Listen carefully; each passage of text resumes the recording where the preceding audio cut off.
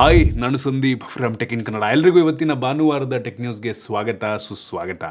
ಬನ್ನಿ ಡೈರೆಕ್ಟಾಗಿ ಇವತ್ತಿನ ಟೆಕ್ ನ್ಯೂಸನ್ನು ಶುರು ಮಾಡೋಣ.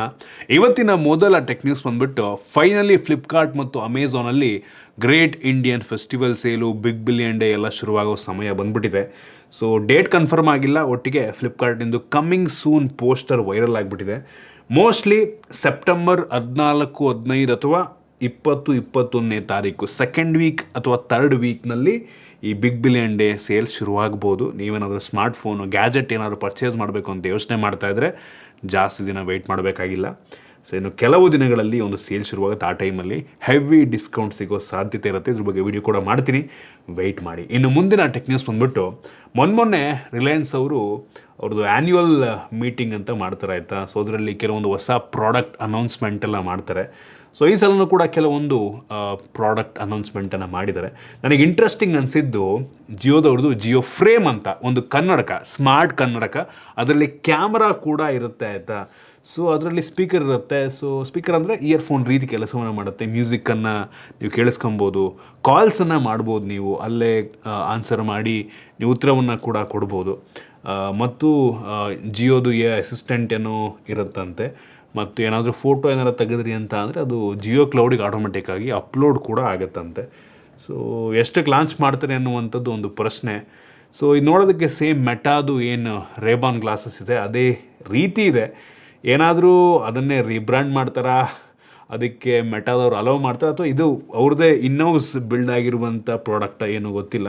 ನೋಡೋಣ, ಒಟ್ಟಿಗೆ ಬರುತ್ತೆ ಮೋಸ್ಟ್ಲಿ ಇನ್ನೊಂದು ವರ್ಷದೊಳಗೆ 100%. ಇನ್ನು ಮುಂದಿನ ಟೆಕ್ ನ್ಯೂಸ್ ಬಂದ್ಬಿಟ್ಟು ಮುಖೇಶ್ ಅಂಬಾನಿ ಅವರೇ ಕನ್ಫರ್ಮ್ ಮಾಡಿರೋ ಪ್ರಕಾರ ರಿಲಯನ್ಸ್ ಜಿಯೋನ ನಮ್ಮ ದೇಶದಿಂದ ಹೊರಗೂ ಕೂಡ ತೊಗೊಂಡು ಹೋಗ್ತಾರಂತೆ. ಬೇರೆ ದೇಶಗಳಲ್ಲೂ ಸಹ ಈ ಜಿಯೋ ಕೆಲಸವನ್ನು ಮಾಡೋಕ್ಕೆ ಶುರು ಮಾಡುತ್ತೆ. ಮೋಸ್ಟ್ಲಿ ಫಸ್ಟ್ ಆಫ್ರಿಕನ್ ಕಂಟ್ರಿಗಳಲ್ಲಿ ಅವ್ರು ಶುರು ಮಾಡ್ಬೋದು ಏರ್ಟೆಲಿ ಕಾಂಪಿಟೇಷನ್ ಕೊಟ್ಟು. ಆಮೇಲೆ ಮೋಸ್ಟ್ ಯುರೋಪ್ಗೂ ಸಹ ಹೋಗ್ಬೋದು. ಅಮೆರಿಕಾಗೆ ಹೋದ್ರೂ ಆಶ್ಚರ್ಯ ಪಡಬೇಕಾಗಿಲ್ಲ. ಇವ್ರ ಹತ್ರ ಬೇಜಾನ್ ದುಡ್ಡಿದೆ, ಕಾಂಟ್ಯಾಕ್ಟ್ಸ್ ಇದೆ. ಮತ್ತು ನಮ್ಮ ದೇಶದಲ್ಲಿ ಯಾವ ರೀತಿ ಮೊದಲನೇ 2 ವರ್ಷ ಫ್ರೀಯಾಗಿ ಇಂಟರ್ನೆಟ್ಟು ಕಾಲ್ಸ್ನೆಲ್ಲ ಕೊಟ್ಬಿಟ್ಟು ಹೆಂಗೆ ಅವರು ಕಸ್ಟಮರ್ಗಳನ್ನ ಅಟ್ರ್ಯಾಕ್ಟ್ ಮಾಡಿದ್ರು, ಅದೇ ಪ್ಲ್ಯಾನ್ ಇಟ್ಕೊಂಡು ಹೊರಗಡೆ ಬೇರೆ ದೇಶಗಳಲ್ಲೂ ಕೂಡ ಅವ್ರು ಮಾಡಿ ದೊಡ್ಡ ಮಟ್ಟಕ್ಕೆ ಬೆಳೀತಾರೆ ಅಂತ ಕಾಣುತ್ತೆ. ನೋಡೋಣ, ಆಯಿತಾ. ಸೊ ಏನು ಮಾಡ್ತಾರೆ, ಯಾವಾಗಿಂದ ಶುರು ಮಾಡ್ತಾರೆ, ಎಷ್ಟಕ್ಕೆ ಹೊರಗಡೆ ಲಾಂಚ್ ಮಾಡ್ತಾರೆ ಅಂತ. ಇನ್ನು ಮುಂದಿನ ಟೆಕ್ ನ್ಯೂಸ್ ಬಂದ್ಬಿಟ್ಟು ಜಪಾನ್ನಲ್ಲಿ ಒಂದು ಹೊಸ ರೂಲ್ ತಗೊಬರೋದಕ್ಕೆ ಪ್ರಪೋಸಲ್ನ ಇಟ್ಟಿದ್ದಾರೆ. ಏನಪ್ಪ ಈ ರೂಲ್ಸ್ ಅಂತ ಅಂದರೆ, ಒಬ್ಬ ವ್ಯಕ್ತಿ ದಿನಕ್ಕೆ 2 ಗಂಟೆ ಮಾತ್ರ ಫೋನ್ ಯೂಸ್ ಮಾಡೋಕ್ಕೆ ಸಾಧ್ಯ. ಸ್ಕ್ರೀನ್ ಆನ್ ಟೈಮ್ ಬರೀ 2 ಗಂಟೆಗೆ ಮಾತ್ರ ಲಿಮಿಟ್ ಮಾಡ್ತಾರಂತೆ. 2 ಗಂಟೆ ಆದಮೇಲೆ ನಿಮ್ಮ ಫೋನಿಗೆ ಕಾಲ್ ಬಂತು ಅಂದರೆ ಮಾತ್ರ ನೀವು ರಿಸೀವ್ ಮಾಡ್ಕೊಬೋದು. ಅದು ಬಿಟ್ಟರೆ ಬೇರೇನು ಸಹ ಮಾಡೋದಕ್ಕಾಗೋದಿಲ್ಲ. ಸೊ 2 ಗಂಟೆಗೆ ಸ್ಕ್ರೀನ್ ಟೈಮನ್ನು ರೆಸ್ಟ್ರಿಕ್ಟ್ ಮಾಡುವಂಥದ್ದು. ಆ 2 ಗಂಟೆಯಲ್ಲಿ ನೀವು ಗೇಮ್ ಆಡ್ಕೊತೀರಾ, ಅಥವಾ ವಿಡಿಯೋ ನೋಡ್ತೀರಾ, ಅಥವಾ ರೀಲ್ನ ಸ್ಕ್ರಾಲ್ ಮಾಡ್ತೀರಾ, ಅದನ್ನು ಮಾಡ್ಕೋಬೇಕು. ಈ ರೀತಿ ಒಂದು ಪ್ರಪೋಸಲ್ನ ಇಟ್ಟಿದ್ದಾರೆ, ಆಯಿತಾ, ಒಂದು ಸಿಟಿಯಲ್ಲಿ. ಸೊ ಟೊಯೋಹಾಕೆ ಅನ್ನುವಂಥ ಒಂದು ಸಿಟಿ. ಸೊ ಗೌರ್ಮೆಂಟ್ ಮುನ್ಸಿಪಲ್ ಏನಿರುತ್ತಲ್ವ, ಸೊ ಅವ್ರು ಈ ಥರ ಒಂದು ಪ್ರಪೋಸಲ್ ಇಟ್ಟಿದ್ದಾರೆ. ನಮ್ಮ ದೇಶದಲ್ಲೂ ಬರಬೇಕು. ನಮ್ಮ ದೇಶದಲ್ಲಿ ಒಂದು ಅಮೆಂಡ್ಮೆಂಟ್ ಬಂದುಬಿಡಬೇಕು. ನಾವೆಲ್ಲ ಬರೀ 2 ಗಂಟೆ ಅಂದರೆ ನಾವೆಲ್ಲ ಕ್ರಿಯೇಟ್ರ್ಗಳು ಗಂಟು ಮೊಡೆ ಕಟ್ಕೊಂಡು ಮನೆಗೆ ಹೋಗ್ಬೇಕಾಗತ್ತೆ. 2 ಗಂಟೆ ಅಂದರೆ ಏನೂ ಮಾಡೋಕ್ಕಾಗಲ್ಲ. ಇನ್ನು ಮುಂದಿನ ಟೆಕ್ ನ್ಯೂಸ್ ಬಂದುಬಿಟ್ಟು ರಿಯಲ್ಮಿನವರು 15,000 mAh ಕೆಪಾಸಿಟಿ ಬ್ಯಾಟ್ರಿ ಫೋನನ್ನು ಶೋಕೇಸ್ ಮಾಡಿದ್ದಾರೆ. 15,000 mAh ಕೆಪಾಸಿಟಿ ಬ್ಯಾಟ್ರಿ. ಯಪ್ಪ, ಒಂದು 3-4 ದಿನ ಅಂತೂ ಕಣ್ಣು ಮುಚ್ಕೊಂಡು ಬಂದ್ಬಿಡುತ್ತಾ ಅಂತ ಬ್ಯಾಟ್ರಿ ಬ್ಯಾಕಪ್ಪು. ಈ ಒಂದು ಫೋನಲ್ಲಿ 15,000 mAh ಕೆಪಾಸಿಟಿ ಬ್ಯಾಟ್ರಿಯ ಜೊತೆಗೆ ಡೈಮೆನ್ಸಿಟಿ 7300 ಪ್ರೊಸೆಸರು, 6.7 ಇಂಚಿಂದು display, 8.89 mm thickness. What, 8.89 mm ಥಿಕ್ನೆಸ್ನ ಜೊತೆಗೆ 15,000 mAh ಕೆಪಾಸಿಟಿ ಬ್ಯಾಟ್ರಿ. ಅದು ಹೆಂಗೂ ಸಾಧ್ಯ? ಅನ್ಬಿಲಿಯಬಲ್ ಅಂತ ಹೇಳಕ್ಕೆ ಇಷ್ಟಪಡ್ತೀನಿ. ನಂಗೆ ಅನ್ನಿಸ್ದಂಗೆ ಈ ವರ್ಷ ಮತ್ತು ಮುಂದಿನ ವರ್ಷ ಬ್ಯಾಟ್ರಿ ಟೆಕ್ನಾಲಜಿಯಲ್ಲಿ ಹೆವಿ ಇಂಪ್ರೂವ್ಮೆಂಟ್ಸ್ ಆಗುತ್ತೆ. ಮುಂದಿನ ವರ್ಷ ನಂಗೆ ಅನ್ನಿಸ್ದಂಗೆ 10,000 mAh ಕೆಪಾಸಿಟಿ ಬ್ಯಾಟ್ರಿ ಫೋನ್ ಎಲ್ಲ ಹೊಸ ಫೋನ್ಗಳಲ್ಲಿರುತ್ತೆ. ನಂಗೆ ಅನ್ನಿಸ್ದಂಗೆ 15,000 mAh ಬ್ಯಾಟ್ರಿನೇ ಶೋಕೇಸ್ ಮಾಡಿದರೆ ರಿಯಲ್ಮಿನವರು ಅಂದರೆ ನೆಕ್ಸ್ಟ್ 20,000 ಬಂದರೂ ನಾವು ಆಶ್ಚರ್ಯಪಡಬೇಕಾಗಿಲ್ಲ. ನಾನು ಎಕ್ಸೈಟ್ ಆಗಿದ್ದೀನಿ. ಒಂದು ದಿನ ನೀವು ಫೋನ್ ಚಾರ್ಜ್ ಮಾಡಿದ್ರೆ ಒಂದು 3-4 ದಿನ ಅದ್ರ ಬಗ್ಗೆ ತಲೆನೇ ಕೆಡಿಸ್ಕೊಳ್ಳೋಂಗಿಲ್ಲ ಅಂತ ಅಂದರೆ ನೆಕ್ಸ್ಟ್ ಲೆವೆಲ್ ಇರುತ್ತೆ. ಎಷ್ಟು ಬೇಕಾದ್ರೂ ರೀಲ್ಸನ್ನು ನೀವು ಸ್ಕ್ರಾಲ್ ಮಾಡ್ಬೋದು. ಇನ್ನು ಮುಂದಿನ ಟೆಕ್ ನ್ಯೂಸ್ ಬಂದ್ಬಿಟ್ಟು ಮೊನ್ನೆ ನಿಮ್ಮೆಲ್ಲರಿಗೂ ಗೊತ್ತಿರೋ ಹಾಗೆ ಗೂಗಲ್ನವರು ಪಿಕ್ಸೆಲ್ 10 ಸೀರೀಸ್ ಫೋನ್ಗಳನ್ನು ಲಾಂಚ್ ಮಾಡಿದ್ರು. ಸೊ ಈ ಪಿಕ್ಸೆಲ್ 10 ಸೀರೀಸ್ನಲ್ಲಿ ಒಂದು ಹೊಸ ಫೀಚರ್ ಇದೆ. ಏನಪ್ಪ ಅಂತಂದರೆ ನೀವು ಸ್ಯಾಟ್ಲೈಟನ್ನು ಯೂಸ್ ಮಾಡಿಕೊಂಡು ವಾಟ್ಸಾಪ್ನಲ್ಲಿ ವಾಯ್ಸ್ ಮತ್ತು ವಿಡಿಯೋ ಕಾಲ್ನ ಮಾಡ್ಬೋದಂತೆ. ಈ ರೀತಿ ಒಂದು ಫೀಚರ್ನ ಎಕ್ಸ್ಕ್ಲೂಸಿವ್ಲಿ ಸದ್ಯಕ್ಕೆ ಪಿಕ್ಸೆಲ್ 10 ಸೀರೀಸ್ನಲ್ಲಿ ಕೊಟ್ಟಿದ್ದಾರೆ. ನೆಕ್ಸ್ಟ್ ಎಲ್ಲ ಫೋನ್ಗೂ ಸಹ ಬರಬಹುದು. ನಿಮ್ಮ ಡಿವೈಸ್ ಅದನ್ನು ಸಪೋರ್ಟ್ ಮಾಡಬೇಕು. ಸೊ ಡೈರೆಕ್ಟ್ ಸ್ಯಾಟ್ಲೈಟ್ ಕನೆಕ್ಟಿವಿಟಿ ಮುಖಾಂತರ ಹೆವಿ ಇಂಟ್ರೆಸ್ಟಿಂಗ್ ಫೀಚರ್. ಇನ್ನು ಮುಂದಿನ ಟೆಕ್ ನ್ಯೂಸ್ ಬಂದುಬಿಟ್ಟು ಗೂಗಲ್ನವರು ಮೊನ್ನೆ ಏನು ಲಾಂಚಿಂಗ್ ಇವೆಂಟ್ ಆಯ್ತಲ್ವ, ಅಲ್ಲಿ ಒಂದು ಹೊಸ ಅನೌನ್ಸ್ಮೆಂಟನ್ನು ಮಾಡಿದ್ದಾರೆ. ಏನಪ್ಪ ಅಂದರೆ ಮುಂದಿನ ವರ್ಷದಿಂದ ಅನ್ಐಡೆಂಟಿಫೈಡ್ ಆ್ಯಂಡ್ರಾಯ್ಡ್ ಡೆವಲಪರು ಬಿಲ್ಡ್ ಮಾಡಿರುವಂಥ ಅಪ್ಲಿಕೇಶನ್ನ ಆ್ಯಂಡ್ರಾಯ್ಡ್ ಫೋನ್ಗಳಲ್ಲಿ ಇನ್ಸ್ಟಾಲ್ ಮಾಡೋದಕ್ಕೆ ಬಿಡಲ್ಲ.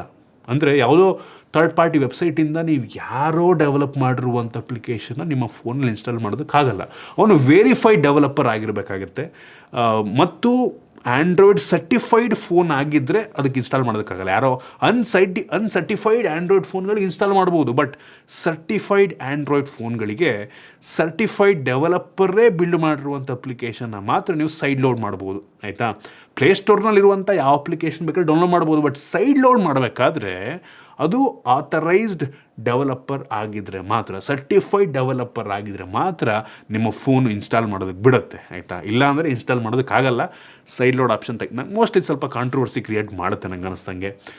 ಯುರೋಪಿಯನ್ ಯೂನಿಯನ್ ಅವರು ಕೆಲವೊಂದು ಫೈನ್ಗಳು ಹಾಕಿ ಇದನ್ನು ರಿಮೂವ್ ಮಾಡ್ಬೋದು. At least certified side load option ಕೊಡ್ತಾ ಇದ್ದಾರಲ್ವ, ಅದಕ್ಕೆ ಖುಷಿ ಪಡ್ಬೇಕು. ಆಪಲ್ನವ್ರು ಅದು ಕೊಡಲ್ವಲ್ಲ.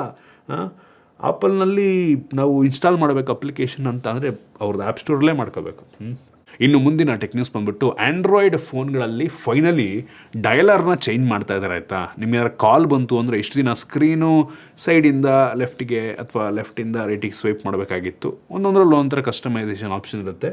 ಬಟ್ ಸ್ಟಾಕ್ ಆ್ಯಂಡ್ರಾಯ್ಡ್ನಲ್ಲಿ ಸೇಮ್ ಐಫೋನ್ ರೀತಿ ನೀವು ಕಾಲನ್ನು ಹಿಂಗೆ ಸ್ವೈಪ್ ಮಾಡೋ ಮುಖಾಂತರ ಅಥವಾ ಲೆಫ್ಟಿಗೆ ಸ್ಲೈಡ್ ಮಾಡೋ ಮುಖಾಂತರ ನೀವು ಡಿಕ್ಲೈನ್ ಮತ್ತು ಆನ್ಸರ್ನ ಮಾಡುವಂಥ ಫೀಚರ್ ತೊಗೊಂಬಂದಿದ್ದಾರೆ. ನಂಗೆ ಅನ್ನಿಸ್ತಂಗೆ ಇದು ಸೇಮ್ ಐಫೋನ್ನೇ ಕಾಪಿ ಮಾಡಿದ ರೀತಿ ಇದೆ. ನೆಕ್ಸ್ಟು ಮೋಸ್ಟ್ಲಿ ಆ್ಯಂಡ್ರಾಯ್ಡ್ 16 ಅಥವಾ 17 ಅದರಲ್ಲೆಲ್ಲ ನೀವು ಸ್ಟಾಕ್ ಆ್ಯಂಡ್ರಾಯ್ಡ್ ಯೂಸ್ ಮಾಡಿದ್ರೆ ಈ ರೀತಿ ನಿಮಗೆ ಸ್ಕ್ರೀನ್ ಸಿಗುತ್ತೆ. ಡಯಲರ್ನ ಚೇಂಜ್ ಮಾಡಿದ್ದಾರೆ. ಇಂಟ್ರೆಸ್ಟಿಂಗ್ ಆಗಿದೆ. ಇನ್ನು ಮುಂದಿನ ಟೆಕ್ ನ್ಯೂಸ್ ಬಂದುಬಿಟ್ಟು ಆಪಲ್ನವರು ಈಗ ಏನು ಸೆಪ್ಟೆಂಬರ್ ಐಫೋನ್ 17 ಸೀರೀಸ್ ಜೊತೆಗೆ ಏನು ಏರ್ಪಾಡ್ಸ್ ಪ್ರೋ 3 ಲಾಂಚ್ ಆಗುತ್ತಲ್ವ, ಸೊ ಅದರಲ್ಲಿ ಹಾರ್ಟ್ ರೇಟ್ ಟ್ರ್ಯಾಕಿಂಗ್ನ ಫೀಚರ್ ಜೊತೆಗೆ ಲಾಂಚ್ ಮಾಡ್ತಾರಂತೆ. ಸೊ ಇಯರ್ಬಡ್ಸ್ ನೀವು ಹಾಕ್ಕೊಂಡ್ರೆ ಅದರಲ್ಲೇ ನೀವು ಹಾರ್ಟ್ ರೇಟನ್ನು ಮೆಜರ್ ಮಾಡ್ಬೋದು. ಅದಕ್ಕೆ ಯಾವ ರೀತಿ ಟೆಕ್ನಾಲಜಿ ಯೂಸ್ ಮಾಡಿದ್ದಾರೆ, ಅಂದರೆ ಸೆನ್ಸಾರ್ ಯೂಸ್ ಮಾಡಿದಾರ ಇನ್ನೋದ್ರ ಬಗ್ಗೆ ಯಾವುದೇ ಮಾಹಿತಿ ಇಲ್ಲ. ಒಟ್ಟಿನಲ್ಲಿ ಈ ಐಫೋನ್ 17 ಸೀರೀಸ್ ಜೊತೆಗೆ ಈ ಒಂದು ಏರ್ಪಾಡ್ ಪ್ರೋ 3 ಸೊ ಇದರಲ್ಲಿ ಹಾರ್ಟ್ ಟ್ರ್ಯಾಕಿಂಗ್ ಜೊತೆಗೆ ಬರೋತ್ತೊಟ್ಟಿಗೆ ನೋಡೋಣ ಹೆಂಗಿರುತ್ತೆ, ಎಷ್ಟು ಲಾಂಚ್ ಆಗುತ್ತೆ ಅಂತ. ಇನ್ನು ಮುಂದಿನ ಟೆಕ್ ನ್ಯೂಸ್ ಬಂದುಬಿಟ್ಟು ಆಪಲ್ ಅವರೇನೋ ಕರ್ವ್ಡ್ ಡಿಸ್ಪ್ಲೇ ಸ್ಕ್ರೀನ್ ಮೇಲೆ ಕೆಲಸವನ್ನು ಮಾಡ್ತಾ ಇದ್ದಾರಂತೆ. ಮುಂದಿನ ವರ್ಷ ಅಥವಾ ಅದ್ರ ನೆಕ್ಸ್ಟ್ ವರ್ಷ ನಂಗೆ ಅನ್ನಿಸ್ತಂಗೆ 2027ನೇ ಇಸ್ವಿಯಷ್ಟರಲ್ಲಿ ಕರ್ವ್ ಡಿಸ್ಪ್ಲೇ ಇರುವಂಥ ಐಫೋನ್ ಲಾಂಚ್ ಆಗ್ಬೋದು. ಸೊ ಇದ್ರ ಮೇಲೆ ವರ್ಕ್ ಮಾಡ್ತಾ ಇದ್ದಾರೆ. ಒಂದು 3 ವರ್ಷ ಇದಕ್ಕೇನೋ ಪ್ಲ್ಯಾನ್ ಇಟ್ಕೊಂಡಿದ್ದಾರಂತೆ. ಸೊ 2027 ಆದಮೇಲೆ ಒಂದು 3 ವರ್ಷ ಫೋನ್ಗಳಲ್ಲಿ ಕರ್ವ್ ಡಿಸ್ಪ್ಲೇ ಇರ್ಬೋದು. ನಮ್ಮ ಆ್ಯಂಡ್ರಾಯ್ಡಲ್ಲಿ ಹೆಂಗಾಗ್ತಾ ಇದೆ ಅಂತ ಅಂದರೆ ಎಲ್ಲರೂ ಕೂಡ ಕರ್ವ್ ಡಿಸ್ಪ್ಲೇ ಯೂಸ್ ಮಾಡಿ ಮತ್ತು ಬ್ಯಾಕ್ ಟು ಪೆವಿಲಿಯನ್ ಅಂತ ಫ್ಲ್ಯಾಟ್ ಡಿಸ್ಪ್ಲೇಗೆ ಬರ್ತಾ ಇದ್ದಾರೆ. ಸೊ ಆಪಲ್ನವ್ರು ಅವ್ರ ಐಫೋನಿಗೆ ಕರ್ವ್ ಡಿಸ್ಪ್ಲೇ ತಂದರು ಅಂದರೆ ಮತ್ತೆ ಎಲ್ಲ ಆ್ಯಂಡ್ರಾಯ್ಡ್ ಫೋನ್ಗಳಲ್ಲಿ ಕರ್ವ್ ಡಿಸ್ಪ್ಲೇ ಬರೋಕ್ಕೆ ಶುರು ಆಗ್ಬೋದೇನೋ. ಏನಕ್ಕೆ ಅಂದರೆ ಆಪಲ್ನವರು ಹೌದು ಎಕ್ಸ್ಪೆನ್ಸಿವ್ ಆಗಿದ್ರೂ ಸಹ ಟ್ರೆಂಡನ್ನು ಕ್ರಿಯೇಟ್ ಮಾಡ್ತಾರೆ ಅವರು. ಆಯಿತಾ? ಅದನ್ನು ತುಂಬ ಬ್ರ್ಯಾಂಡ್ಗಳು ಫಾಲೋ ಮಾಡೋ ರೀತಿ ಮಾಡ್ತಾರೆ. ಅದು ಇಂಟ್ರೆಸ್ಟಿಂಗ್ ಅನಿಸಿತ್ತು. ಫಾರ್ ಎಕ್ಸಾಂಪಲ್ ಬಾಕ್ಸ್ ಒಳಗೆ ಚಾರ್ಜರ್ನ ಫಸ್ಟ್ ರಿಮೂವ್ ಮಾಡಿದ್ದೆ ಅವರು, ಹೆಡ್ಫೋನ್ನ ರಿಮೂವ್ ಮಾಡಿದ್ದೇ ಅವರು. ಹೆಡ್ಫೋನ್ ಜಾಕ್ ಬರ್ತಿತ್ತಲ್ವಾ, ಸೊ ಅದನ್ನು ರಿಮೂವ್ ಮಾಡಿದ್ದೇ ಅವ್ರು ಫಸ್ಟು. ಸೊ ಅವರು ಟ್ರೆಂಡ್ ಕ್ರಿಯೇಟ್ ಮಾಡ್ತಾರೆ, ಉಳಿದವರೆಲ್ಲ ಅದನ್ನು ಫಾಲೋ ಮಾಡ್ತಾರೆ. ಸ್ಟಾರ್ಟಿಂಗ್ ಬೈತಾರೆ, ನಮ್ಮ ಹತ್ರ ನಮ್ಮ ಫೋನ್ ಬಾಕ್ಸ್ ಒಳಗೆ ಚಾರ್ಜರ್ ಇದೆ, ನಮ್ಮ ಫೋನಲ್ಲಿ ಹೆಡ್ಫೋನ್ ಇದೆ, ಹೆಡ್ಫೋನ್ ಜಾಕ್ ಇದೆ ಅಂತಾರೆ.